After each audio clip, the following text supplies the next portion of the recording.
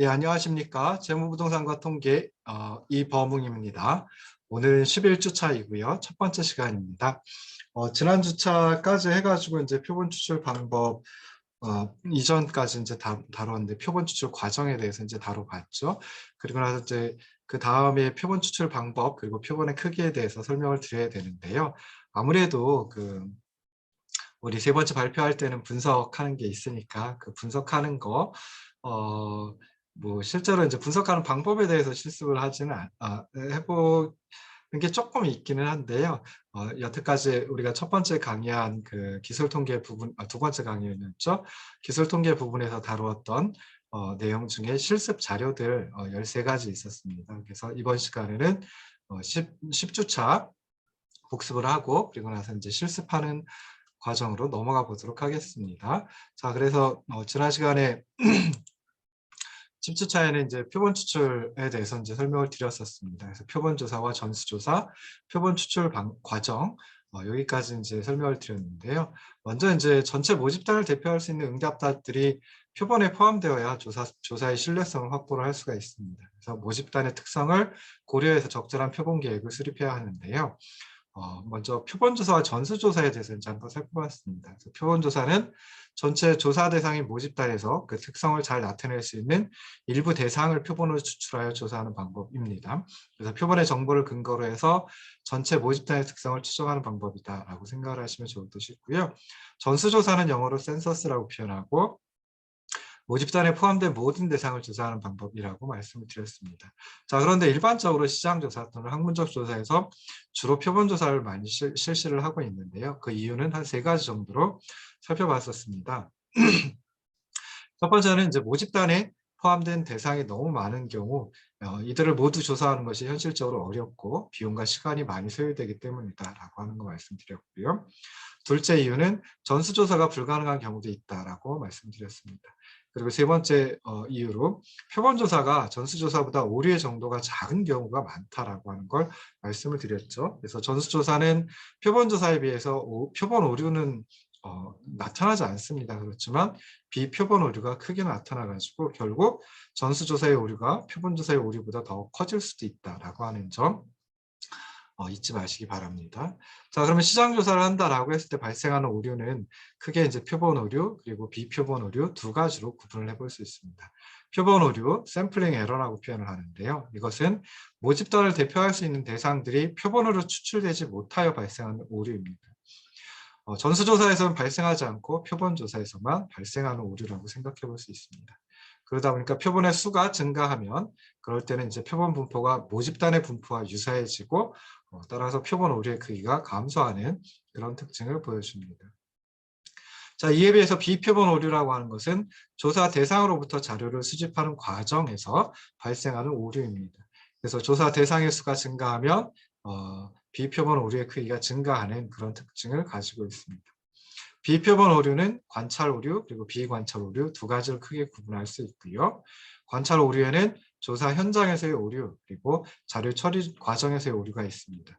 비관찰 오류에는 불포함 오류 그리고 무응답 오류 2가지로 또 구분을 해볼 수 있습니다. 그래서 조사 현장에서의 오류는 조사자나 응답자가 설문 항목을 이해하지 못하거나 또는 조사자가 면접 과정에서 응답자에게 영향을 미치거나 면접 시 조사자 또는 응답자의 기분 상태 등으로 인해서 발생하는 오류입니다. 자료 처리 과정에서의 오류는 조사자가 코딩 과정에서 자료를 입력하는 과정에서 실수를 해가지고 발생하는 오류를 말합니다. 비표본 오류 가운데 이제 비관찰 오류는 불포함 오류, 무응답 오류가 있다라고 말씀드렸는데요. 불포함 오류는 표본 추출 방법이 잘못되었거나 또는 표본 프레임이 완전하지 않아서 모집단에 포함된 대상이 표본으로 추출될 가능성이 없을 때 그때 발생하는 오류입니다. 이에 비해서 무응답 오류는 선정된 표본 중에서 접촉이 되지 않거나 응답을 거부한 무응답자들이 응답자들과 인구 통계적 또는 행동 특성에서 차이를 보이는 경우에 발생하는 오류입니다. 자, 이런 표본 오류, 비표본 오류를 합친 전반적인 오류 발생 측면에서 보면 전수조사가 표본조사에 비해 우월할 것 같은데 항상 그렇지만은 않습니다. 전수조사에서 발생하는 비표본 오류가 표본 조사에서 발생하는 표본 오류와 비표본 오류의 합계보다 더 크게 나타날 수 있다는 말이죠. 그래서 모집단의 규모, 그리고 모집단의 성격, 조사 예산, 전반적인 오류의 정도 이런 것들을 포괄적으로 고려해서 조사 방식과 표본의 크기를 결정하는 것이 바람직하다라고 생각해 볼 수 있습니다. 그래서 모집단의 규모가 적고 조사 예산이 충분하다라고 하면 그때는 전수조사가 가능하겠죠. 그렇지만 다수의 일반 소비자를 대상으로 하는 상업적 시장 조사에서는 전수조사보다 오히려 표본조사가 더 바람직하다. 뭐 이런 것도 이제 생각을 해보시면 좋을 듯 싶습니다. 자, 그 다음에 이제 표본 추출 과정에 대해서 살펴봤습니다. 그래서 일반적으로 표본 추출 과정은 모집단을 설정하고 표본 프레임을 작성하고 표본 추출 방법을 결정하면서 표본 크기를 함께 결정하고 조사 대상자를 선정하는 이런 5가지 단계로 구성이 되어 있습니다. 자, 모집단 설정하는 단계를 살펴보면요. 뭐 표본 추출 과정이 이 단계, 조사 대상인 모집단을 결정하는 단계에서부터 시작한다라고 생각해 볼 수 있습니다. 모집단은 이제 조사자의 관심 대상인 사람, 제품, 기업, 지역 이런 것들의 이제 집합체라고 생각을 해볼 수 있습니다. 모집단을 설정하는 단계에서 유의하셔야 될 점 한 2가지 정도 있는데요. 자, 상업적 시장 조사에서는 현재 또는 향후 자사 제품을 구입할 수 있는 표적 소비자 집단을 모집단으로 설정하는 경우가 많이 있습니다. 그리고 이게 더 중요한데요. 2번째 유의하실 점은 모집단은 조사 대상의 인구 통계학적 특성, 거주 지역, 그리고 시간 개념을 이용해서 구체적으로 규정하는 것이 필요합니다. 자, 2번째 표본 추출 과정이 표본 프레임 작성입니다. 그래서 모집단이 설정되면 조사자는 실제로 표본 추출의 대상이 되는 표본 프레임을 선정해야 합니다. 그래서 표본 프레임은 모집단에 포함된 조사 대상의 명단이 수록된 목록이다라고 생각해 볼 수 있는데요. 이런 표본 프레임 작성하는데 또 한 3가지 정도 유의하셔야 될 점이 있습니다. 그래서 일반 가구를 대상으로 하는 상업적 시장 조사의 경우에는 표적 시장에 속한 소비자들의 전체 목록을 입수하는 것이 바람직합니다. 그렇긴 하지만 현실적으로 이들에 관한 목록을 입수하는 것이 쉽지 않습니다. 그래서 이에 대한 차선책으로 예전에는 전화번호부를 표본 프레임으로 많이 활용을 했었습니다. 자, 둘째, 실제로 표본 추출에 이용될 표본 프레임이 존재하지 않는 경우도 많이 있을 수 있다고 하는 점입니다. 그리고 셋째, 상업적 시장 조사에서는 표본 프레임 작성이 어렵기 때문에 표본 프레임을 필요로 하지 않는 비확률 표본 추출 방법을 많이 이용을 한다라고 하는 것도 좀 생각을 해보시면 좋을 듯 싶습니다. 자, 3번째 과정이 표본 추출 방법을 결정하는 단계입니다. 그래서 모집단 설정하고 표본 프레임을 작성하고 난 다음에 조사자는 구체적으로 표본 추출 방법을 결정해야 합니다. 근데 이러한 표본 추출 방법에는 크게 확률 표본 추출 방법 그리고 비확률 표본 추출 방법 이 2가지로 구분을 해볼 수 있습니다. 확률 표본 추출 방법은 모집단의 각 대상이 표본으로 추출될 확률이 동일한 조건에서 표본을 추출하는 방법입니다. 그래서 표본 프레임을 이용해 가지고 표본을 추출할 수밖에 없습니다. 추출된 표본이 얼마나 모집단을 잘 대표하는지 그리고 조사 결과에 어느 정도의 오류가 발생할 것인지에 대한 정보를 확률 표본 추출 방법에서는 제시를 할 수가 있다라고 하는 장점을 가지고 있습니다. 이에 비해서 비확률 표본 추출 방법은 모집단의 각 대상이 표본으로 추출될 확률이 동일하지 않은 조건에서 표본을 추출하는 방법입니다. 그래서 표본 프레임 없이 표본을 추출할 수 있는데요. 다시 말해서 표본 프레임이 없어서 모집단의 각 대상이 추출될 확률을 모르는 상태에서 표본을 추출할 때 유용한 방법이다라고 생각을 하시면 좋을 듯 싶습니다.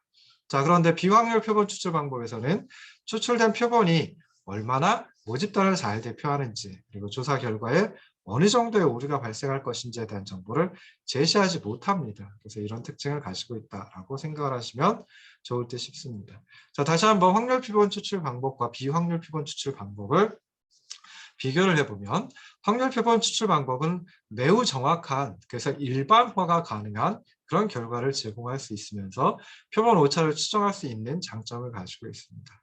대신에 표본 추출에 소요되는 비용 그리고 시간이 상대적으로 더 크다라고 하는 문제점 또는 단점을 가지고 있습니다. 자, 이에 비해서 비확률 표본 추출 방법은 상대적으로 비용과 시간이 적게 소요된다라고 하는 장점을 가지고 있지만 조사 결과를 일반화시키기 어렵고 또 표본 오차를 추정할 수 없다라고 하는 문제점을 함께 가지고 있습니다. 자, 따라서 표본의 수가 많지 않고 표본 프레임의 입수가 가능한 경우에는 확률 표본 추출 방법을 이용하는 것이 바람직합니다. 그러나 모집단의 규모가 큰 경우, 이때는 이제 확률 표본 추출 방법을 이용하면 비용과 시간 측면에서 좀 비효율적이고 어떤 경우에는 실행을 하기가 어려울 수 있습니다. 그래서 이런 모집단의 규모가 큰 경우에는 비확률 표본 추출 방법을 이용하는 것이 오히려 더 효과적이다라고 생각해 볼 수 있습니다. 자, 네 번째 과정, 표본 크기 결정하는 과정은 사실은 세 번째 과정인 표본 추출 방법 결정하는 과정과 동시에 이루어지는 것이 일반적입니다. 그래서 표본 크기 결정하는 과정에서는 이제 그 표본 추출 방법과 함께 이 표본 크기를 함께 결정을 해야 되는데요. 표본의 크기는 연구 목적 그리고 조사의 유형이라고 하는 점과 조사 예산 그리고 시간의 제약 이런 세 가지를 고려해 가지고 결정을 하는 것이 바람직합니다. 그래서 연구 목적 및 조사의 유형에 따라 가지고 표본 크기를 결정할 때 일반적으로 이제 소비자 면접 조사라고 하는 것을 할 때는 집단별로 한 6 내지 12명 정도로 이제 실행에 표본을 추출합니다. 근데 가정 내 사용 조사 또는 뭐 CLT 같은 조사를 할 때는 100명 또는 200명 정도로 대도시 중심으로 실시하는 것이 바람직하고요. 우리가 지금 주로 하고 있는 서베이 조사 같은 경우에는 500에서 1000명 정도 하는 것이 바람직하다. 뭐 이렇게 이제 생각을 해볼 수 있습니다. 실제로 우리가 할 때는 한 100여 명 정도 이제 하라고 말씀을 드렸죠. 100명 정도 설문조사, 서베이 조사 하는 것도 사실은 그렇게 쉬운 것은 아닙니다.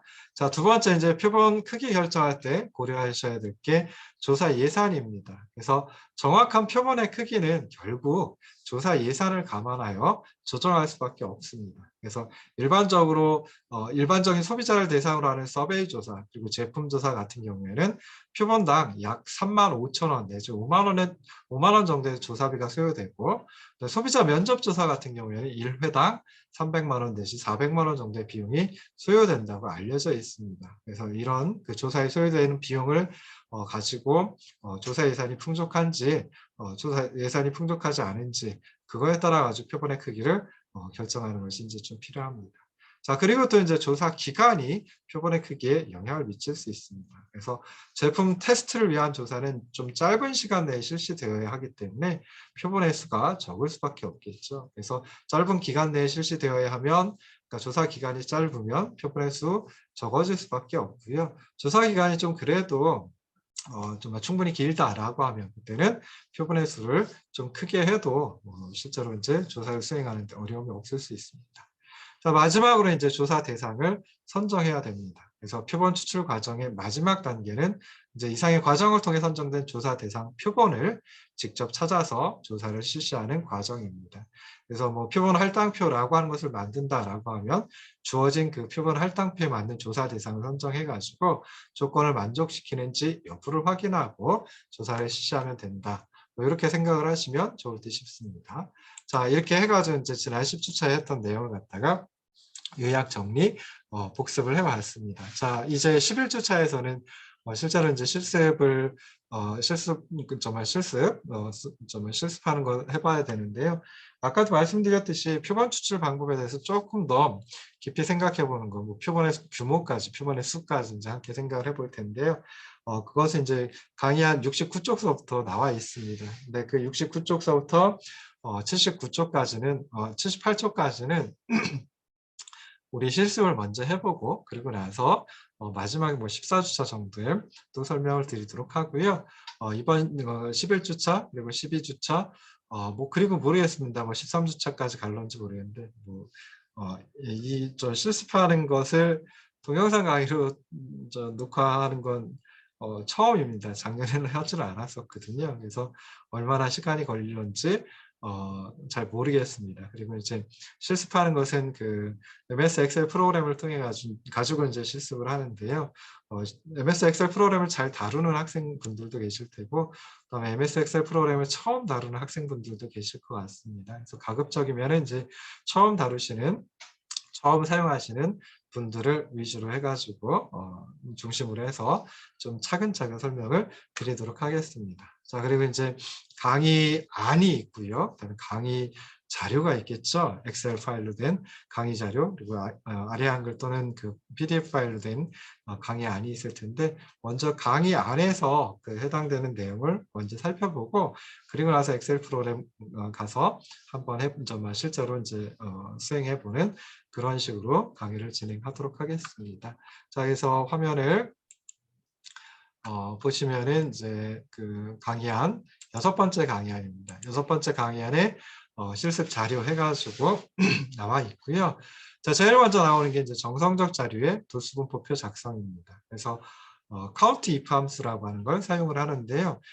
강의안에 14쪽에 나와 있는 걸로 제가 알고 있습니다. 그래서 MS 엑셀의 카운트 if 함수를 사용해 가지고 도수분포표를 작성하는데, 자, 이때는 자료 입력 그리고 함수와 수식 입력이라고 하는 두 가지 이제 작업이 필요합니다. 그래서 자료를 입력을 하는데, 자, 먼저 이제 자료를 입력할 때는 변수명 이름을 갖다 먼저 이제 입력을 하는 게 좀 필요하죠. 그래서 변수명 상품을 갖다가 이제 입력을 하고요. 그리고 나서 이제 효민 슈퍼에서 판매된 50개 청량 음료 자료를 셀 A1서부터 A51까지 입력을 합니다. 그래서 나중에 다시 한번 엑셀 프로그램에서 보시겠지만 엑셀 프로그램은 셀들로 구성이 되어 있습니다. 그래서 이렇게 첫 번째 열을 갖다 이제 A열이라고 하고요. 두 번째 열이 B열, C열 이렇게 나갑니다. 그리고 행은 첫 번째 행 1행이죠. 두 번째 행 2행, 세 번째 행 3행 해가지고 나갑니다. 그래서 A1 셀은 A열의 첫 번째 행에 있는 그 셀을 갖다가 이제 A1 셀이라고 얘기를 하고요. A51 죄송합니다. A51 셀은 첫 번째 열, A열이죠. 그리고 51번째 행, 51번째 행, 그게 이제 51행이 됩니다. 그래서 A열 51행에 있는 것이 이제 A51이라고 하는 셀이거든요. 그래서 A1 셀에 상품을 입력하고 A2 셀부터 A51 셀까지 이제 50개 청량 음료 자료를 입력을 하시면 됩니다. 자, 이것은 이제 죄송합니다. 이걸 갖다 이제 바꾸지를 못했네요. 경영통계학 실습 자료라고 되어 있는데 지금 우리 과목이 바뀌어서 재무부동산과 통계 실습 자료 1-3이라고 하는 엑셀 파일 있고요. 거기에 이제 자료 탭에 입력이 되어 있습니다. 그래서 A1서부터 A51까지라고 하면은 이제 이렇게 셀 A1 땡땡 그리고 A51 저걸 갖다 이제 콜론이라고 얘기를 하죠. 그래서 A1 콜론 A51 하면은 이제 셀 A1서부터 A51까지를 갖다 의미한다라고 생각을 하시면 좋을 듯 싶습니다. 만약에 A1 땡땡 B51 그러면 A1 콜론 B51 하면은 셀 A1서부터 셀 A51까지 그리고 셀 B1서부터 셀 B51까지를 갖다가 한꺼번에 의미를 합니다. 그러니까 A열, B열 있으면서 첫 번째 행서부터 51번째 행까지 A1서부터 B51까지를 갖다가 의미한다. 라고 생각을 하시면 좋을 듯 싶습니다. 자, 그 다음에 이제 함수와 수식을 갖다 입력해야 되는데요. 자, 여기에다가는 이제 셀 A2서부터 셀 A51까지 그러니까 셀 A1에는 상품이라고 하는 그냥 뭐랄까 변수의 명칭, 변수명을 갖다 입력한 거고요. 실제로 A2서부터 A51까지 이제 청량 음료들이 기록이 되어 있습니다. 그래서 그것을 갖다 이제 세봐야 되겠죠. 그래서 5가지 코카콜라, 판타, 데미소다, 펩시콜라, 직성사이다 이 5가지 자료들이 쭉 관측지들이 쭉 나열이 되어 있는데요. 코카콜라는 몇 개일까? 그리고 이제 환타는 몇 개일까? 그것을 이제 세보는 겁니다. 그래서 보시면 되는데요. 죄송합니다. 잠깐만요. 예. 전화가 와가지고요. 죄송합니다. 자, 다시 화면을 공유하고 하도록 하겠습니다. 6번째 강의안 첫 번째 있는 페이지입니다. 그래서 함수와 수식을 입력을 해야 되는데요. 자, 이럴 때는 이제 먼저 셀 C1하고 그러니까 셀 C1하고 D1에 B1은 이제 한 칸 띄었습니다. 그래서 셀 C1과 D1에다가 변수명, 상품, 그리고 도수 이 두 가지를 갖다 이제 입력을 합니다. 그리고 이제 셀 2서부터 셀 C2서부터 C6까지의 변수 값을 입력을 해야 됩니다. 여기까지 이제 하셔야 돼요. 그래서 5가지 코카콜라, 환타, 데미소다, 펩시콜라, 칠성 사이다를 갖다 입력을 합니다. 자, 그리고 나서 이제 셀 D2에다가 함수를 입력하는데요. 자, 함수를 먼저 이퀄을 갖다가 두고요. 등호를 두고 그다음에 count if 해놓으시고 그다음에 괄호하고 $A, $2. $A, $2라고 하는 것은 그냥 A2 셀을 갖다 의미합니다. 그런데 A2 셀이 이제 움직이지 않게 뭐 하는 것입니다. 그리고 땡땡하고 $A, $51 해가지고 또 A51 셀을 갖다 의미하는데요. 좀 전에 말씀드렸듯이 움직이지 않게 하려는 그 절대 주소 형식입니다. 그래서 이렇게 해놓고 쉼표하고 C2 그리고 이제 괄호를 닫습니다. 그래서 함수 뒤에다가는 이제 괄호를 열었다가 괄호를 닫아야 되는데요. 이 경우는 이제 함수가 좀 간단한 함수죠. 그러니까 괄호가 하나밖에 안 괄호가 닫고 열고 닫고가 이제 하나밖에 안 나오는데 조금 복잡한 함수 같으면은 또는 함수를 이제 좀 복잡하게 이용할 때는 괄호가 여러 개가 나올 수 있습니다. 그러면 이제 한번 괄호를 열면 한 번 괄호를 닫아줘야 되죠. 근데 나중에 이게 좀 헷갈려가지고 근데 이제 그러면 또 엑셀에서 이제 결과를 토해냅니다. 결과를 토해내지 않고요. 물어봅니다. 너 괄호 하나 안 닫았어. 어디 닫을래? 뭐 이런 식으로 이제 물어보기도 합니다. 자, 그래서 이런 함수를 갖다 이제 입력을 하시면 됩니다. 자, 그러면 이 함수가 의미하는 것은 이제 셀 A2서부터 A51에 있는 자료 중에서 C2가 코카콜라죠. 코카콜라와 같은 값들이 몇 가지 경우가 있는지 세어보라는 그런 의미입니다. 그래서 count 세어보세요. if 다음과 같은 조건이 만족되는 경우를 세어보세요. 뭐 이런 의미라고 생각을 하시면 좋을지 싶습니다. 그리고 나서 이제 다른 상품의 도수를 계산하기 위해서 셀 D2에 적어 넣었던 거 요걸 갖다가 그대로 복사해서 셀 D3서부터 D6까지 복사를 해 넣으면 됩니다. 그래서 뭐 이렇게 하는 방법도 있고요. 또는 이제 표준 도구 모음이라고 하는 게 있는데 그 위에 있는 그 메뉴를 갖다 얘기하죠. 그래서 거기서 이제 수식, 함수 삽입 모두 뭐 여기서 이제 count if 함수를 찾아가지고 입력하는 방법도 있을 수 있습니다. 그래서 아까 셀 주소 얘기할 때 MS 엑셀에서는 셀 주소를 두 가지로 이제 그 두 가지 형식이 있습니다. 그래서 A2 이렇게 하면은 이제 절대 주소, 그러니까 A2 그러면 상대 주소라고 얘기를 하고요. 상대 주소라고 하는 것은 이제 복사해서 붙여넣기 한다든지 하게 되면은 그 주소가 바뀌게 됩니다. 그 위치에 따라서 이제 바뀌게 되는 것이고요. 그 다음에 셀 A, $A, $2라고 하는 이 형식은 복사 위치에 따라 가지고 변화하지 않는 절대 주소입니다. 자, 그 다음에 이제 또 $A 그리고 2 앞에는 달러를 붙이지 않는 경우도 있거든요. 그러니까 $A2 뭐 이런 형식도 있을 수 있는데 이거는 이제 복사하는 거에 따라 가지고 열 A는 변화하지 않고 행 2가 계속 뭐 3, 4 뭐 이런 식으로 이제 변화하는 그런 절대 주소고요. 그 다음에 $A2라고 하는 형식도 있습니다. 그래서 $A2라고 하는 것은 복사하는 위치에 따라서 행은 변화하지 않습니다. 행은 계속 두 번째 행으로 되어 있고요. 그 다음에 이제 열만 바뀌는 거죠. A에서 B로 바뀐다든지 이렇게 이제 변화하는 그런 절대 주소를 의미한다. 이렇게 이제 생각을 하시면 좋을 듯 싶습니다. 자, 다시 이제 새로 공유를 해가지고 실습 자료로 넘어가서 이제 보도록 하겠습니다. 자, 그래서 여러분들 이제 재무동산과 통계 실습 자료 1-3 이라고 하는 게 있는데요. 자, 여기에 보시면은 아까 말씀드렸듯이 첫 번째 A열에다가 상품 해놓고 그리고 나서 이제 코카콜라, 환타 뭐 이렇게 해가지고 50개 그 효민슈퍼에서 팔린 것들을 제가 입력을 먼저 해놨습니다. 자, 그리고 나서 이제 아까 말씀드렸죠. C1 C1 셀에다가 상품이라고 변수명을 갖다가 적어뒀고요. C2서부터 이게 C2서부터 C6까지 해가지고 이제 정말 상품이라는 변수가 취할 수 있는 값, 코카콜라, 환타, 데미소다, 펩시콜라, 칠성사이다까지 먼저 입력을 해뒀습니다. 그리고 D1 셀에다가 도수라고 하는, 그러니까 코카콜라의 도수 얼마일까 뭐 이런 거 이제 찾으면 되는 거죠. 그래서 도수를 갖다가 입력을 해놨습니다. 자, 아까 말씀드렸죠.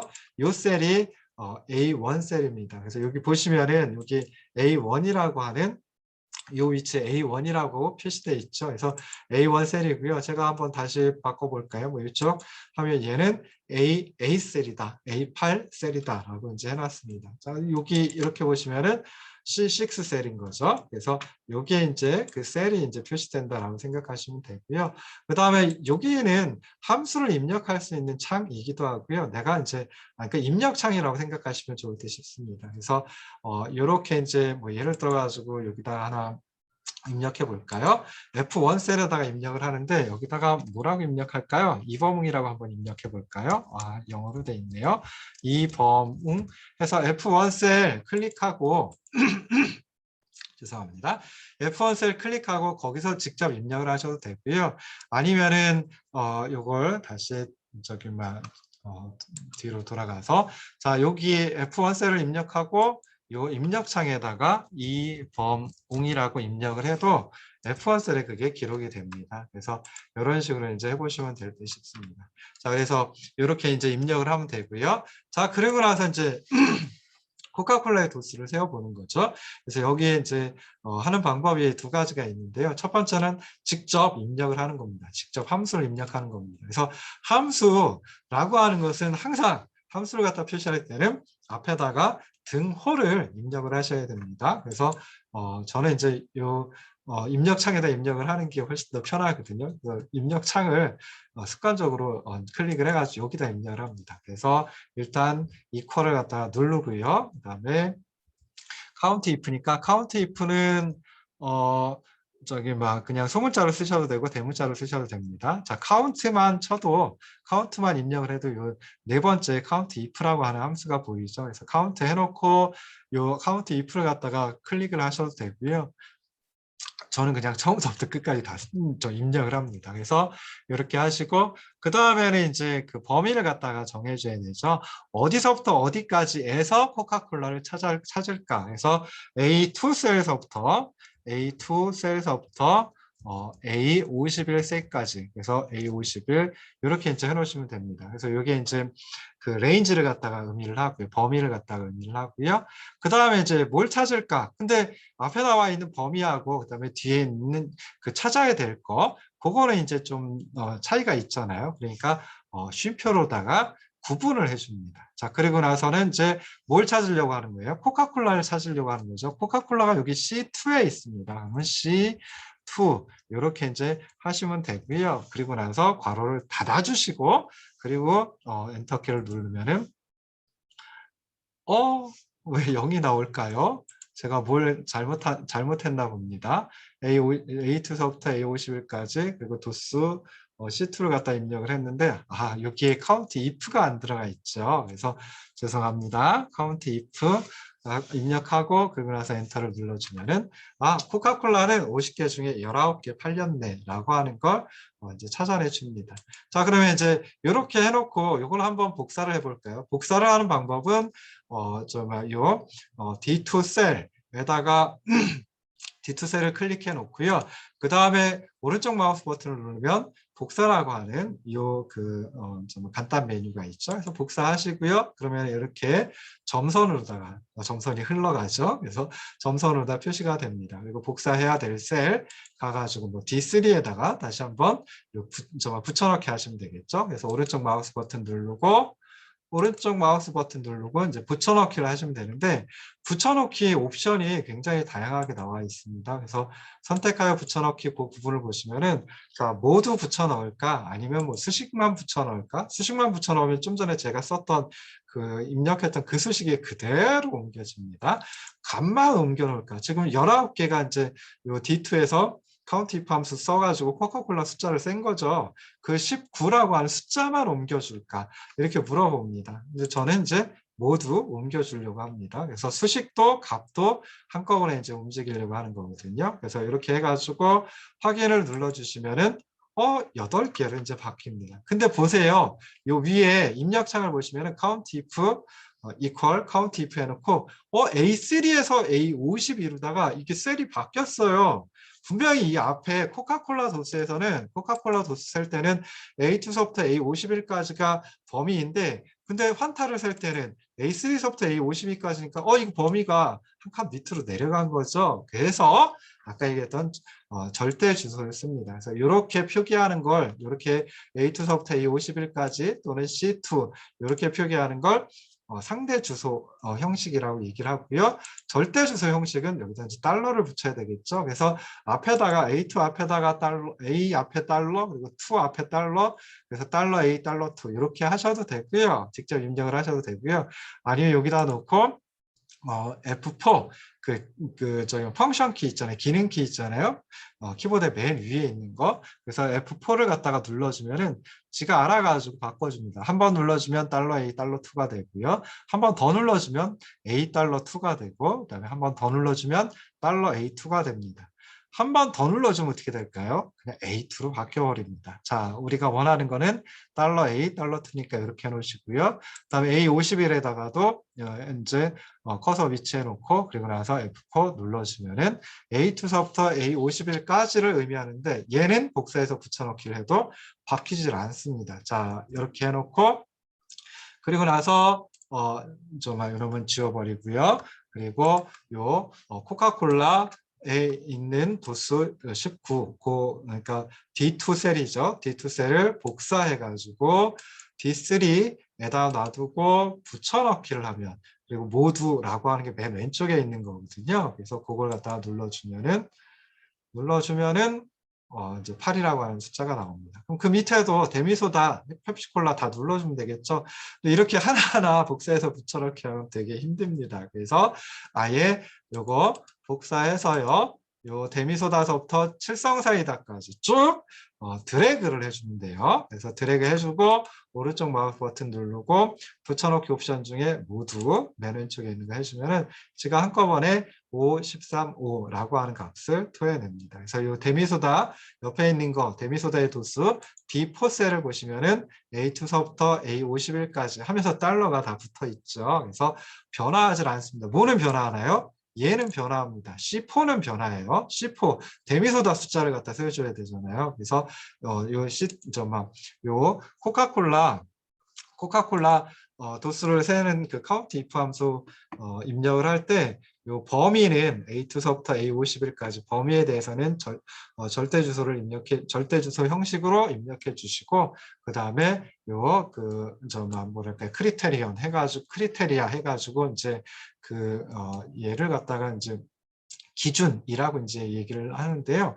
그게 이제 코카콜라 기준이니까 코카콜라 세달라는 거니까 C2로 해놓는데 얘는 복사해서 붙여넣기 하면 밑에 있는 걸로 바뀌어줘야 되겠죠. 그래서 상대 주소 형식으로 그냥 달러 안 붙이고 이렇게 이제 해주면 됩니다. 그래서 이렇게 해가지고 이제 도수 분포표를 갖다가 이제 만들었어요. 자, 그리고 나서 이제 하나 더 하셔야 될 게 합계를 내시는 게 좀 필요합니다. 그래서 C7 셀에다가 커서를 위치하고 합계 이렇게 이제 해주고요.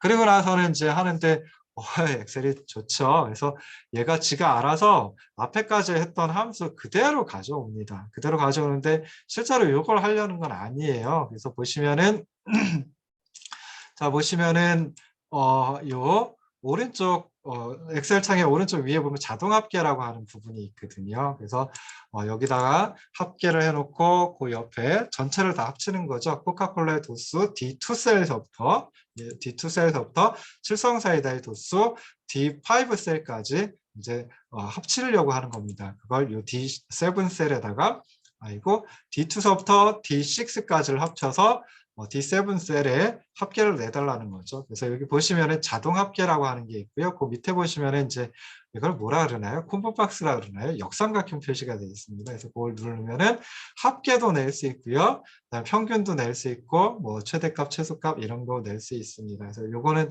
많이 쓰는 거니까 여기 이제 나와 있거든요. 그래서 합계를 눌러주시면은 지가 알아서 D2서부터 D6까지 서메이션 합쳐줄까? 라고 물어봅니다. 그래, 합쳐줘. 그러면 엔터만 눌러주면 되죠. 그래서 눌러주면은 50개. 우리가 A2 셀에서부터 A 51셀까지 총 50개의 청량 음료를 입력해 놨잖아요. 그것하고 맞죠? 그러니까 뭐 합계가 맞으니까 이제 다 됐구나. 뭐 이렇게 이제 생각을 하시면 됩니다. 자, 그래서 이런 방식이 하나 있고요.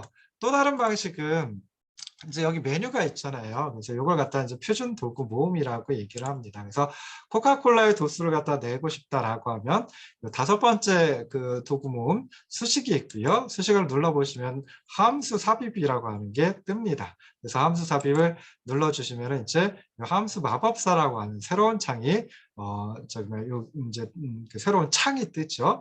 여기서 보시면은 범주를 먼저 선택을 하셔야 되는데요. 범주는 최근에 사용한 함수, 내가 최근에 카운트 if 함수를 사용했으면은 여기 이제 표시가 됩니다. 근데 제가 아주 오래 전에 해가지고 카운트 if 함수가 안 나와 있네요. 그러면은 카운트 if 함수 찾아야 되는데요. 저도 사실 이게 어떤 범주에 있는지 몰라요. 그래서 저는 모두로 이제 설정을 해놓고 그러면은 모든 함수, 요 엑셀에 탑재되어 있는 모든 함수가 다 나옵니다. 그 중에 count if 함수를 찾으면 돼요. 그래서 count if 쭉 내려놓고 count if 보시면은 co unique가 이 정도에 있겠죠. 그래서 count if 함수가 나옵니다. 자, 확인을 눌러주면은 이렇게 함수 인수라고 하는 창이 다시 새로 뜹니다. 그럼 레인지를 갖다 범위를 갖다 먼저 정해주면 돼요. 그래서 얘는 A2서부터 A51까지죠. A2서부터 A51까지니까 그걸 여기다 입력을 해주셔도 되고요. A2서부터 죄송합니다. A2서부터 A2 땡땡, A2 콜론, 그리고 A51 이렇게 이제 입력을 해주시면 돼요. 근데 아까도 얘기했듯이 절대 주소로 하는 게 바람직하죠. 그러니까 이렇게 해놓고 여기다가 저 A2에다가 놓고 커서 놓고 F4 키 한번 눌러주고 A51에다 놓고 F4 키 눌러주면 이렇게 절대 주소 형식으로 바뀝니다. 자, 그 다음에 이제 크리테리아는 기준이죠. 그래서 여기서 이제 그 조건에 맞는 셀의 개수를 구합니다라고 여기 나와 있어요. 그래서 조건 또는 이제 기준이라고 생각하시면 됩니다. 자, 그래서 여기다가는 기준이 코카콜라니까 C2 셀이죠. C2 셀에 코카콜라가 있잖아요. 그래서 C2를 갖다 입력을 해주셔도 되고요. 아니면 이 오른쪽에 있는 이 도표 그림 이걸 눌러주시면은 이렇게 됩니다. 이렇게 되면은 코카콜라 C2 셀을 갖다가 이렇게 마우스로 찍어 주셔도 돼요. 이렇게 이제 클릭하시면 돼요. 그리고 나서 다시 엔터키 누르면은 함수 인수창으로 다시 돌아옵니다. 그리고 이제 확인 눌러주면 되죠. 확인 눌러주면은 19라고 하는 도수를 갖다가 찾아내 줍니다. 자, 그리고 나서는 아까 얘기했듯이 복사해서 붙여넣기 하면 되는데요. 붙여넣기 어떻게 하면 된다고요? 이렇게 드래그해서 D3 셀에서부터 D6 셀까지로 지정을 해줍니다. 그리고 붙여넣기를 이렇게 이제 해주면은 지가 알아서 환타의 도수, 데미소다의 도수, 펩시콜라의 도수, 칠성사이다 도수 다 이제 표시해 주고요. 그 다음에 이제 합계를 내면 된다 그랬죠. 합계 낼 때는 다시 이제 서메이션으로다가 가면 되는데 여기도 이제 자동 합계가 있습니다. 근데 저는 홈으로 가가지고 여기 있는 자동 합계를 주로 이용을 합니다. 그래서 자동 합계 딱 해가지고 눌러주고 지가 알아서 엑셀 프로그램이 알아가지고 어디서부터 어디까지 합쳐줄까 물어보는 거예요. 그러면 이제 엔터키를 누르시면 됩니다. 50개 그래 맞아 50개 데이터 가지고 50개 관측지 가지고 도수 찾아본 거야. 이렇게 이제 하면 되겠죠. 자, 그래서 이런 방식으로 이제 다양한 방식이 있습니다. 그래서 복사해서 붙여넣기 그 다음에 이제 직접 입력하는 방식이 있고요. 그 다음에 표준 도구 모음에서 함수를 찾아서 이제 입력하는 방식.